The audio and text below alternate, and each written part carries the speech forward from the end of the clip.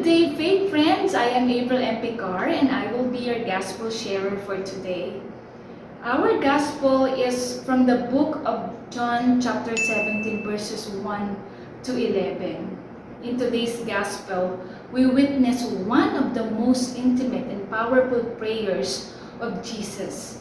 As he prepares to face his suffering and death, he does not focus on his own pain or fear.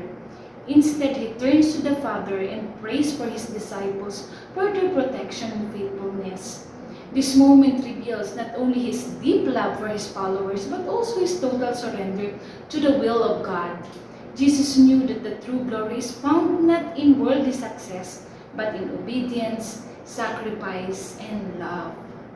Dito po sa panalangin ni Jesus, tinuruan niya tayo kung paano manalangin ng may kababaang loob at buong pagtitiwala. Sa halip na unahin ang sarili, iinunan niya ang kapakanan ng kanyang mga alagad. Sa panahon natin ngayon, madalas tayong mapagod, mawala ng pag-asa, o mawala ng direksyon. Pero ang panalangin ni Jesus ay paalala na may Diyos tayong mapagkakatiwalaan. Ang kaluwalhatian ng Diyos ay nakikita hindi lang sa mga himala, kundi sa araw-araw nating pagsunod kahit mahirap. Minsan, ang simpleng pagtitiis, ang pagtulong sa kapwa kahit pagod ka na, ang pagtahimik sa gitna ng galit, lahat ng ito ay anyo ng pagsunod natin sa ating Panginoon.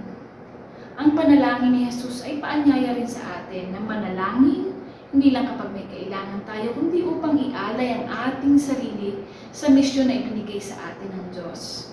Sa bawat pamilya, trabaho at pakikitungo natin sa iba, do we reflect God's love and glory? Minsan kasi ang panalangin natin ay nakasentro na lamang sa mga personal na kahilingan. Lord, bigyan niyo po ako nito. Lord, tulungan niyo po ako dito. Pero sa panalangin ni Jesus, nakita natin ang mas mataas na anyo ng panalangin. Yung panalangin para sa iba, panalangin na umaayon sa kalooban ng Diyos, at panalangin handang magsakripisyo, alang-alang sa pag-ibig. Tayo rin, gaya ni Jesus, ay may misyon at sa araw-araw na pagsasabuhay ng kabutihan, katapatan at pagmamahal, tayo mismo ay nagiging sagot sa panalangin ng iba. That's all for my reflection, and to know more about Jesus, visit www.facebook.ph. Thank you and God bless everyone.